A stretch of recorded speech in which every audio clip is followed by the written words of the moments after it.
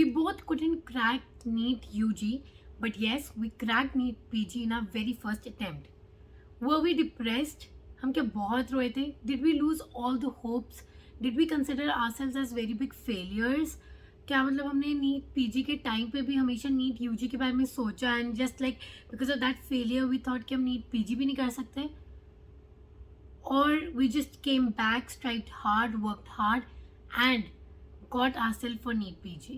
Hi everyone, I'm Dr. Kanika. And I'm Dr. Shivang. And welcome back to Dr. Do.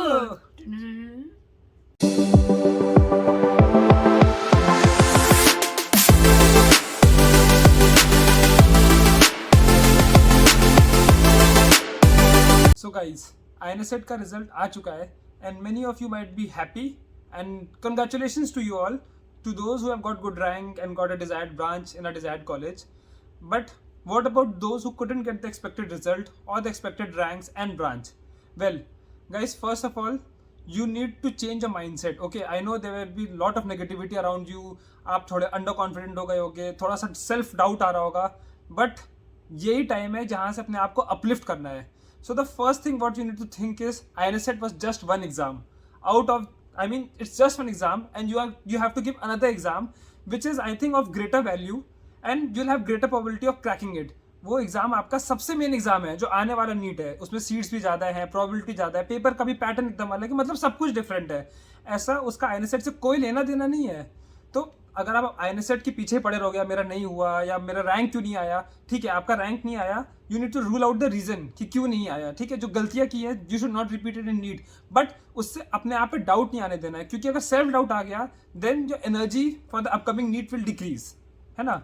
Yes, I think even I do not believe in excuses. अगर paper अच्छा नहीं गया या result अच्छा नहीं आया, you shouldn't focus on the excuses. But yes, you can still consider कि चलो भाई कोविड था, सब आउट ऑफ लीग चले गए थे, थोड़ा पढ़ाई से दूर चले गए थे, दूसरी चीज़ों में लग गए थे, ड्यूटीज़ में लग गए थे, maybe supporting family financially, mentally, physically, whatever way, है ना.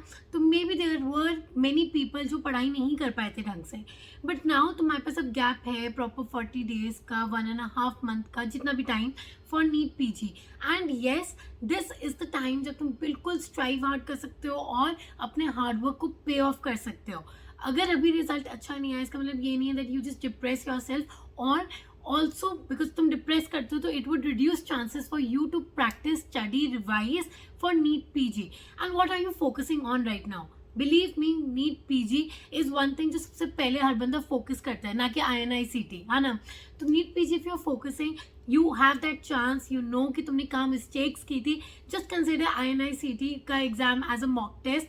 तुमने बस वो दिया, तुम्हें पता चल गया यार तुम्हारी ये मिस्टेक्स थी, तुम्हारा ये सिली मिस्टेक्स था.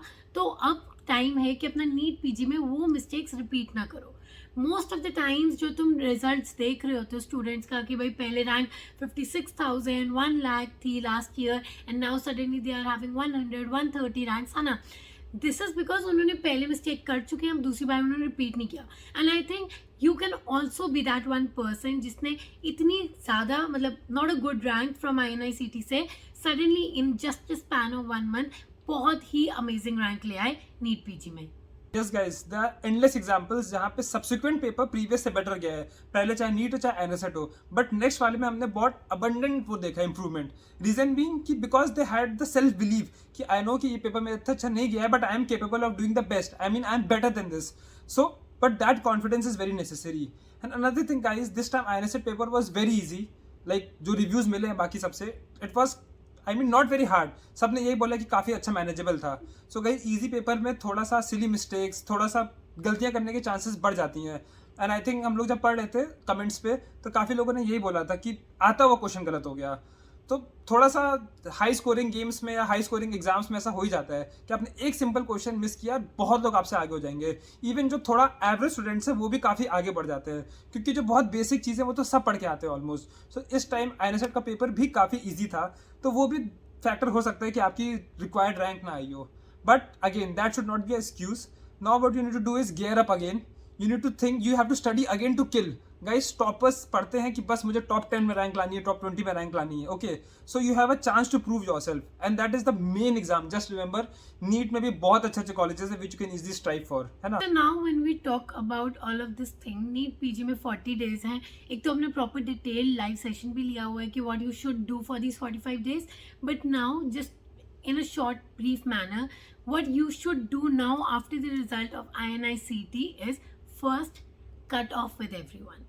जो भी तुम्हारे फ्रेंड्स हैं, फैमिली, रिलेटिव्स जो भी हैं, कोई भी अगर तुम्हें कॉल करके पूछ रहा है तुम्हारा रिजल्ट कैसा गया, या फिर कोई भी डिप्रेसिंग बात कर रहा है, या फिर कोई फ्रेंड जिसका क्लियर हो गया है, now they are waiting for the counselling of INI-CET, just do not talk to anyone, don't go for guidance. अभी तक तुम्हें जितनी भी गाइडेंस है that is more than enough. तुम्हारी गाइडेंस बिल्कुल सही है. अब 40 डेज में कोई भी टाइम टेबल गाइडेंस चेंज करने का कोई फ़ायदा नहीं है.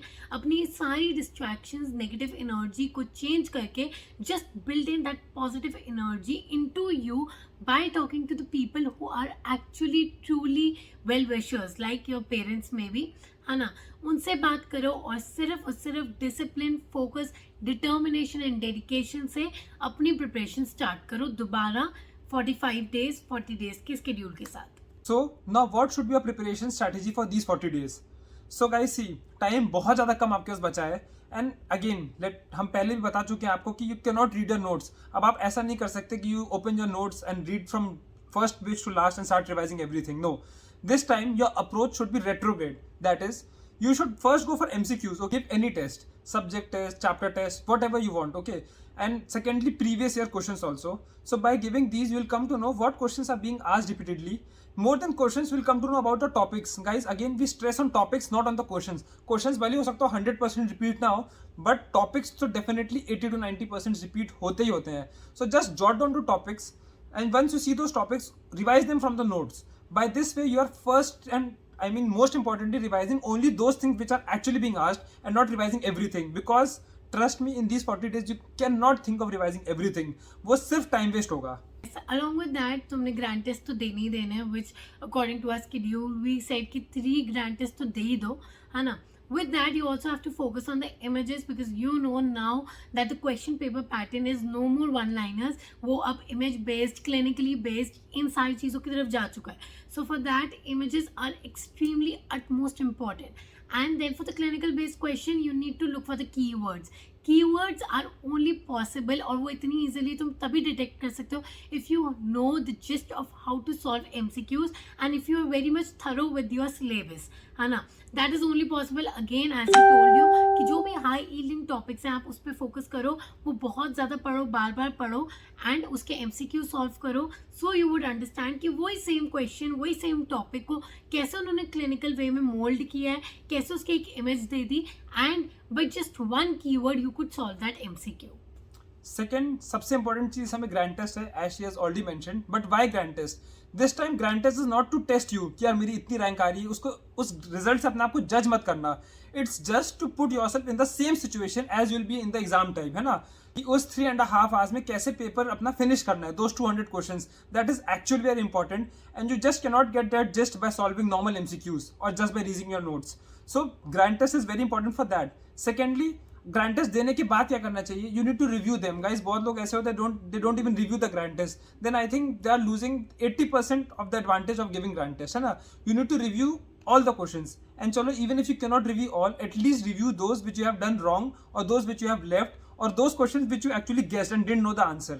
इतना तो रिव्यू करना बहुत जरूरी है. Just see those questions, open the topic in the notes and revise it again.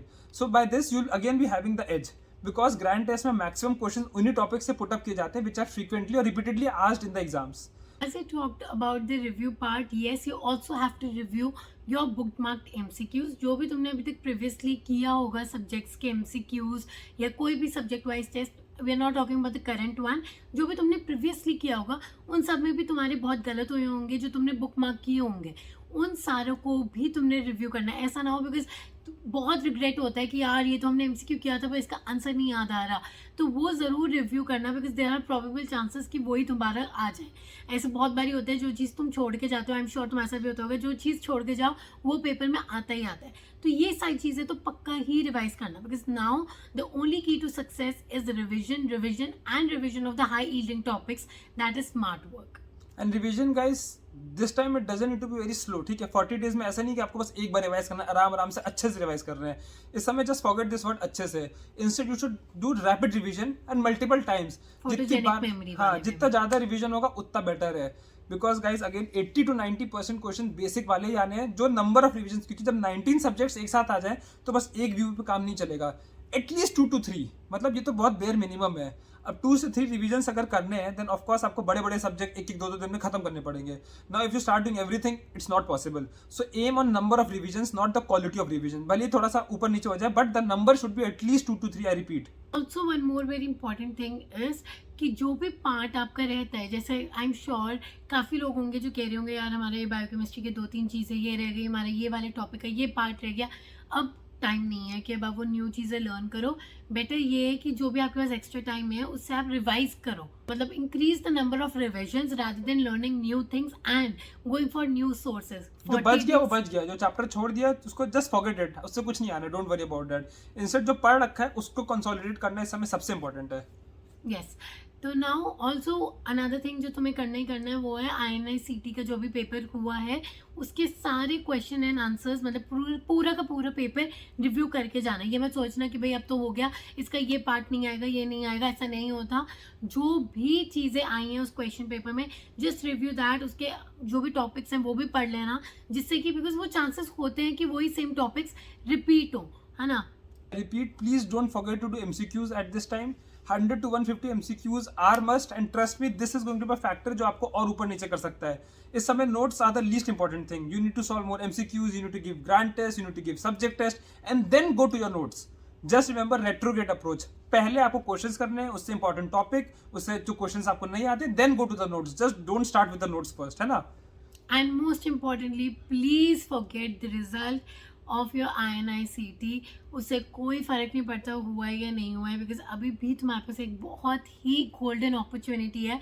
And if you just think of INI-CT you can miss this golden opportunity which I am sure you all do not want to miss, है ना। And guys, remember जब when we were giving PG ना, then some colleagues around us who were also from private, they used to think यार we couldn't do it in UG also, अब कैसे होगा। And कुछ लोग ऐसे भी थे जो सेकंड थर्ड अटेम्प्ट वाले थे, दे यूज्ड टू थिंक यार मेरा एक बार नहीं हुआ, how will I do it again. So what I saw was because of that mindset they really couldn't do it again, because of that mindset they were suppressing themselves down, ठीक है। So that mindset को हटाना बहुत जरूरी है। Just forget INI-CT, let the dead past bury its death, है ना। हमने भी नहीं रखा इस माइंडसेट को ना, हमने था यार यूजी हो गया खत्म हो गया, उसमें नहीं हुआ but again I know have the capability, if I put my best foot forward I can certainly do it. भाई टॉपर्स भी वही कर रहे हैं, even they are of the, I mean they are also born like us, everything is the same, just the differences of mindset. So even if I can have a positive mindset I can do it. So definitely the positive approach is की to success. अपना मत सोचो यार past के बारे में, वही अगर हम भी पास्ट के बारे में सोचते रहते हैं तो हम शायद मतलब हिम्मत ही नहीं रख पाते, मतलब गट्स ही नहीं होते कि यार नीट PG के लिए पढ़ो, which is obviously comparatively tougher exam क्योंकि ज़्यादा सब्जेक्ट्स होते हैं पेपर में, है ना। तो वो चीज़ें मत सोचो, बस फोकस करना है कि यार हम कर सकते हैं, बिल्कुल कर सकते हैं, तो हो ही जाता है। सेकेंडली गाइस अपनी डाइट बहुत अच्छा रखना, अपना स्लीप साइकिल बहुत अच्छा रखना। मॉर्निंग का पेपर है, ट्राई करो नॉर्मल जो टाइम पेपर का है उसी टाइम पे अपने GTs देने का, जिससे एक आदत पड़ जाएगी, है ना। बिल्कुल एक्सेस मत सोना, बहुत कम भी मत सोना, बहुत जरूरी है अपने ब्रेन को फ्रेश रखना। Keep away from negativity, don't talk to others regarding studies. अपने आप को फ्रेश करना, talk to a family, you can do that, but try to avoid conversations कि आपने कितना खत्म कर लिया, ओ ये सोर्स से भी करा, ये सोर्स में अच्छा नहीं है। समय सोर्स तो चेंज करने की सोचना भी मत, just the thing which you have been studying till now and the questions and the GTs and previous years. Also one more thing, जैसे तुम मॉक टेस्ट देते हो, अब टाइम आ गया है कि suppose if the mock test का जो भी ड्यूरेशन है उससे कम ट्राई करो कि 1 आवर पहले ही ख़त्म कर लो, क्योंकि अगर अभी से तुम जल्दी पेपर ख़त्म करोगे and you would take time for you to revise that paper, then only it is possible कि आप एग्जाम के डे में भी टाइम से पहले ख़त्म करो, है ना। क्योंकि if you complete the paper time से पहले तो इससे क्या होता है कि पैनिक सिचुएशन कम पड़ती है and also you can revise the questions, और जो भी तुम्हें डाउट में जो तुमने आंसर्स किए हैं उनको भी तुम रिव्यू कर सकते हो। सेकेंडली ये भी याद रखना है कि जो भी तुम्हारा GT है उसमें एग्रेसिव अप्रोच रखना है, and even on the main day we both completely support aggressive approach, that is how many questions they are you should solve maximum of them. मतलब जो भी तुम छोड़ रहे हो, सपोज 1 या 2 भी तुम छोड़ रहे हो, वो ऐसे होने चाहिए कि जो तुमने आज तक सुने ही ना हो, मतलब तुम्हें आइडिया ही ना हो कि भाई ये कुछ मेडिकल से भी रिलेटेड है, तो ही छोड़ना, अदरवाइज कोई भी क्वेश्चन मत छोड़ना. जस्ट जो भी MCQs हैं, जो भी टॉपिक है, आसपास का कुछ भी सोच के MCQ ज़रूर करना. बिकॉज आई एम श्योर 2 तो जो ऑप्शंस होते हैं वो बंदा कर ही देता है आउट. जो बाकी 2 होते हैं उसमें से प्लीज़ अगर एक भी दिमाग में आ रहा है उसे टिक कर देना. एंड ये तभी कंफर्म होगा जब आप ज़्यादा GTs देंगे, है ना. कुछ लोग होते हैं जो डिफेंसिव अप्रोच भी रखते हैं, but I think that you need to figure out yourself by giving more and more GTs, है ना. You need to find out your gist कि आपके लिए क्या बेटर सूट करता है. For that again you need to give GTs. So GTs is must at this stage, है ना.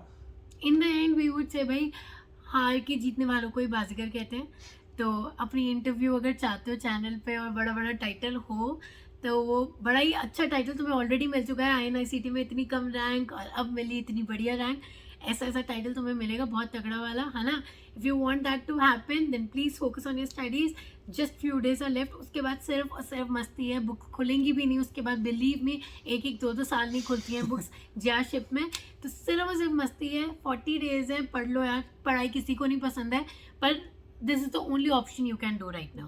Just these 40 days, guys. उसके बाद you have a whole life to enjoy. Okay, you'll have the desired branch in the desired college, a good life to lead, everything. You just need to have a positive approach, and I mean, work very hard for these 40 days. That's it. So yes, all the best everyone. Work hard, hustle hard. And guys, see you on the interview soon on this channel itself. Yes, we are planning that too with the toppers. So guys, I hope now you all are motivated enough to get up again, to forget that past, and then move on with full force and study to kill. Yes, we are waiting कि कब तुम अपनी ranks हमारे को लिख के दोगे, message करोगे, एंड हम फिर तुम्हें अपने चैनल पे इंटरव्यू के लिए बुलाएं, है ना. So we are waiting for all of that.